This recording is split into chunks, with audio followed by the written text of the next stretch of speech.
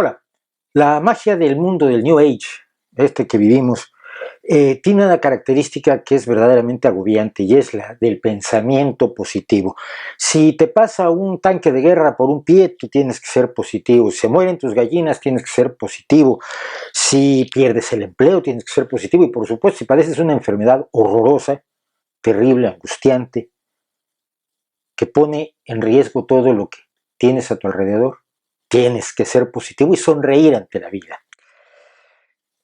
Esta idea del pensamiento positivo es hija de la autoayuda que no es autoayuda. Es decir, de los señores que dicen que te ayudan a que te ayudes a ti mismo, aunque tú no te ayudas a ti mismo porque se supone que ellos son los que te están ayudando, te están cobrando por ellos, y al final ni ellos te ayudan ni tú te ayudas. Pero ellos sí se ayudan. El pensamiento positivo, nos dicen, cambia la realidad. Tiene la capacidad de transformar todo a nuestro alrededor. Tiene la capacidad de alterar los hechos para que se adecuen a lo que nosotros nos gusta, a lo que nosotros queremos, a nuestro capricho, que por supuesto es lo más importante de todo el universo. ¿Esto no les suena parecido a la magia? La magia, nos dicen, puede hacer que ocurran cosas sin esfuerzo. La magia es obtener algo a cambio de nada, es obtener un beneficio grande con un esfuerzo cero o casi nulo. Tú puedes conseguir vencer a un tipo poderoso con un muñeco de vudú, ejemplo que como todo el mundo sabe nos gusta mucho por aquí, y entonces consigues un trozo de pelo de él y lo pinchas y no tienes que enfrentarte con él a puñetazos, lo puedes vencer, lo puedes ganar. Obtener algo a cambio de nada o casi nada es la esencia misma de la magia. Bueno, pues el pensamiento moderno, postmoderno, el pensamiento de la estupidez disfrazada de filosofía que se ha desarrollado en los últimos años, desde los años 60, 70, y que últimamente lo permea todo, se desborda sobre todo, nos dice que la realidad no existe. La realidad no existe. Lo que existe son tus pensamientos y tus percepciones. Si tú cambias tu pensamiento, puedes cambiar la realidad. Cosa que siempre me gustaría que hicieran, por ejemplo, imaginándose que no existe la pelota. Bueno, la pelota existe. La pelota existe como existe la realidad, aunque no te guste. Y tan existe la realidad que podemos modificarla y transformarla, pero nos cuesta trabajo. Si queremos ir a algún lugar no podemos hacer una alfombra voladora, hacerle un encantamiento e ir, sino pues que tenemos que utilizar un avión, gastar combustible, tener que pagar un billete, etcétera, etcétera. Es decir, negar la realidad y creer en la magia ahora pasa por filosofía posmoderna, pero no es más que un pensamiento supersticioso. Evidentemente, cuando nos dicen este tipo de cosas, nos están diciendo lo que queremos oír.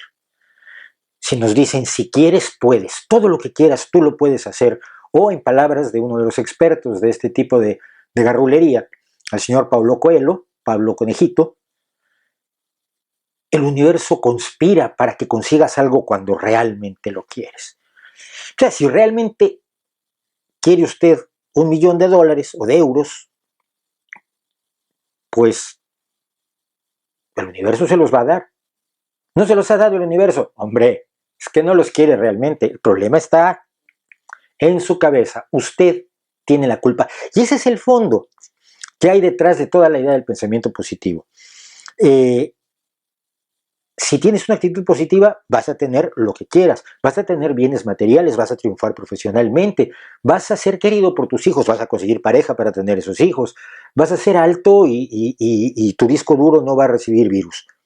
No, no pasa así, el mundo no es así. A veces, aunque quieras, no puedes.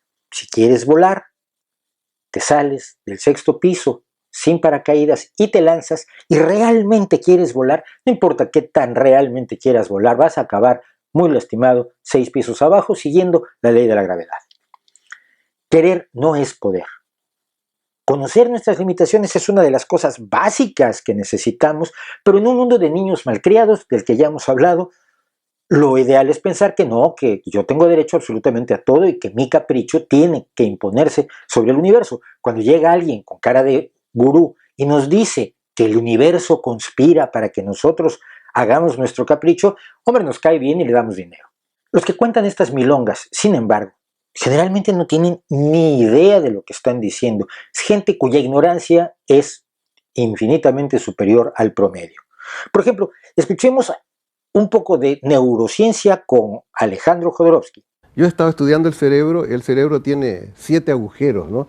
Tiene uno aquí en la base por donde entra la columna vertebral, ¿no es cierto? No, Alejandro, no tenemos agujeros en el cerebro, no tienes, bueno, no sé tú, pero los seres humanos normales no tenemos agujeros en el cerebro. Tenemos millones de neuronas, tantas como estrellas hay en el cielo. Entonces estas neuronas... No, Alejandro, no. Sí impresionas mucho con lo que dices, pero no, tu cerebro tiene 100.000 millones de células, como mucho, de neuronas. El universo tiene 1 billón de veces más de estrellas en el universo visible. Estamos hablando de lo que serían 1.000 billones de trillones de estrellas en el universo observable. ¿De dónde sacas tus números? Entonces estas neuronas se van uniendo unas con otras formando redes y van creando el yo. Pero nosotros tenemos unas redes que incluyen, pues sería exagerado decir 100 neuronas, ¿eh? No más, ¿eh? Tu ego y el mío no tienen más de 100 neuronas. ¿Cómo fue? Tu ego y el mío no tienen más de 100 neuronas. Ah, tu ego tiene 100 neuronas. Pues mira, el gusano redondo, que es el animal con menos neuronas hasta que llegaste tú, tiene 320 neuronas y tiene varios miles de conexiones, de sinapsis entre esas neuronas. ¿Y tú le estás explicando a la gente cómo llevar su vida? Es como si no supieras el nombre básico del antibiótico número 1. Es curioso cómo el mundo es hoy lo que es el mundo gracias a personas que un día tuvieron la curiosidad de salirse de la norma y ver qué es lo que podía pasar. Y gracias a eso tenemos la penicilina. Anda, la penicilina. La penicilina. Este señor se llama Chumari Alfaro. Él es famoso por beberse su propia orina. Y si usted se bebe su propia orina, le puede pasar esto. Bien. Este es el tipo de personas que le dicen que el pensamiento positivo consigue que usted haga todo lo que quiere e incluso, por supuesto, se cure. Y si el pensamiento positivo hace que usted se cure, quiere decir que las enfermedades son porque usted es su culpa. Es culpa de usted. Usted tiene pensamientos negativos que se convierten en su enfermedad. Ni microbios patógenos, ni problemas genéticos, ni desarrollos fisiológicos, ni envenenamientos. No. Las enfermedades, nos dicen estos grandes genios, que mucho cobran. Las enfermedades son culpa de usted.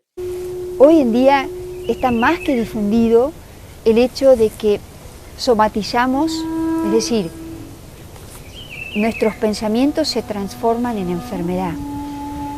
La mayoría de las enfermedades son psicosomáticas. Entonces, cuidado, que lo que yo estoy pensando podría estar enfermándome. A veces uno piensa, si yo pudiera estar pensando que tú te enfermaras para que entendieras, no, los pensamientos no nos enferman, lo sabemos perfectamente, pero esta señora dice alegremente que sabemos, está muy difundido, sí señor, está muy difundido, pero es una mentira, y es una mentira muy difundida por mamarrachos como usted, que viven de la credulidad ajena con una desvergüenza admirable. Y por cierto, volvamos al genio de la orina bebida, el señor Chumari Alfaro. Todas las enfermedades, y cuando digo todas es que tienen todas, sin excepción, tienen una base psicosomática. Hay un conflicto emocional que me ha llevado a tener ese problema. Mira, Chumari, esto que ves aquí es una bacteria que provoca infecciones aterradoras. No tienes que pensar en ella. Es más, en tu vida has pensado en ella. Tú eres acupuntor, iridólogo y biodescodificador, lo cual quiere decir que es lo mismo que si fueras experto en pitufos y en rascarte los sobacos. Pero tenemos incluso a gente como uno de los principales maestros de la charlatanería a nivel mundial, que es Deepak Chopra, que nos llegó a decir en un momento dado que el pensamiento positivo puede detener y revertir el envejecimiento. Y esto nos decía allá por 1995. Así pues, el envejecimiento es variable. Es un proceso reversible. Y esta posibilidad no solo se da en el cuerpo físico, o las intervenciones para darle marcha atrás no solo se realizan en el cuerpo físico, sino también en el cuerpo emocional, del que hablaremos, y por medio de la experiencia espiritual. Noticias para el señor Deepak Chopra. No es cierto. Y si fuera cierto, no estarías como estás hoy. Tenemos más o menos la misma edad y los dos hemos envejecido. Tú haces medicina ayurvédica y yo nada más me cuido. Y el tiempo nos va a pasar encima igual. El pensamiento no revierte el envejecimiento. El pensamiento no te cura. Y lo peor del asunto es que además de culpar a la gente de sus enfermedades, la obligas a estar de buenas cuando lo lleva muy mal. El peor ataque que se ha realizado en este sentido es contra las personas que padecen cáncer, a quienes se les quiere obligar que tengan una magnífica actitud, a que sean optimistas. Mi cáncer fue una bendición. ¿Qué clase de imbécil eres? ¿Cómo va a ser una bendición algo que no solo te afecta a ti, que ya es grave, sino que además pone en riesgo a tu familia, le duele a quienes te rodean, les preocupa a quienes que te quieren, que tiene a los médicos y a los investigadores trabajando continuamente para salvar gente y para descubrir los mecanismos de control y curación del cáncer? Y ahí vamos, por cierto. ¿De verdad se necesita una actitud positiva para vencer el cáncer? Bueno, ya desde el año 2004 hubo un estudio sobre el optimismo y la supervivencia en pacientes de cáncer de pulmón, llevado entre otros investigadores por Penelope Schofield, y nos dice que no hubo evidencia de que el optimismo se relacione con la supervivencia en pacientes con carcinoma de pulmón. Por lo tanto, animar al paciente a ser positivo puede representar solo una carga emocional adicional. Claro, una persona tiene cáncer de pulmón, sabemos que la supervivencia es escasa, sabemos que es una enfermedad difícil, sabemos que la curación y el tratamiento no son fáciles tampoco, representan una carga para el paciente, y entonces le exigimos que esté feliz, le exigimos que esté bien y puede causarle, por supuesto, más problemas. Un año después, en el año 2005, hubo otro estudio sobre el espíritu de lucha. Como siempre decimos que se lucha contra el cáncer, se estudió la capacidad, la disposición a la lucha en 578 mujeres poco después de ser diagnosticadas con cáncer, 5 años después y 10 años después. Y se descubrió que ese espíritu de combate no confería ninguna ventaja de supervivencia. Y tiempo después, en la Escuela de Medicina de la Universidad de Pensilvania, el psicólogo James Coyne hizo un estudio a lo largo de 9 años con 1.093 pacientes de cáncer, de los cuales 646 murieron, 400 y tantos todavía sobrevivieron, afortunadamente. Los fue siguiendo y vio que la supervivencia no tenía nada que ver con su bienestar emocional. Dice el doctor Coyne, si la gente quiere ir a un grupo de apoyo, tiene muchas ventajas, pero la supervivencia no es una de ellas. Y finalmente, esto ha llegado a grados tales de acoso al paciente de cáncer, de atacar a quien se siente mal solo porque ve su vida en peligro, porque tenemos que ser positivos, porque lo dicen personas de la calidad moral y científica de Jodorowsky, Bucay, Moira, Chumari Alfaro, etc.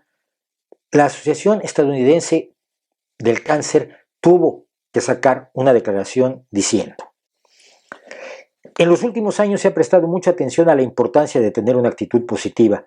Algunas personas llegan incluso a sugerir que tal actitud detendrá el crecimiento del cáncer o evitará la muerte. A los pacientes se les dice incluso que nunca superarán el cáncer si no dejan de sentirse tristes, mal, deprimidos o con otros supuestos sentimientos negativos. Este tipo de mensaje es destructivo para las personas que están enfrentando el cáncer y la recurrencia.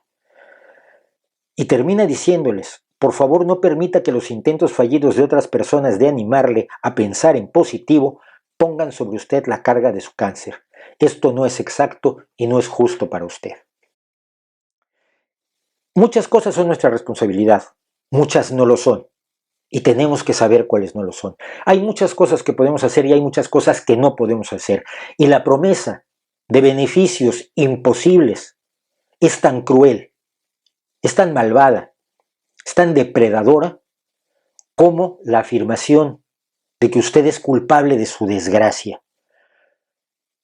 No existen bases para creer en esto que nos dicen todos los días, no solo los charlatanes en las conferencias charlatanescas, no solo los pseudomédicos en sus espacios que les permiten decir cualquier cantidad de estupideces y falsear la realidad y mentir impunemente, también en los medios de comunicación, también en la televisión, también en YouTube, por favor, en YouTube, en todos lados. Solo el análisis serio de la realidad nos puede decir cuándo tenemos la responsabilidad de algo y cuándo no. No inventarnos culpas que no tenemos para mayor gloria de mamarrachos que creen que pueden vivir la vida de los demás cuando por lo visto la suya tampoco les está saliendo tan bien. Eso sí, aparte de autoayudarse con nuestro dinero.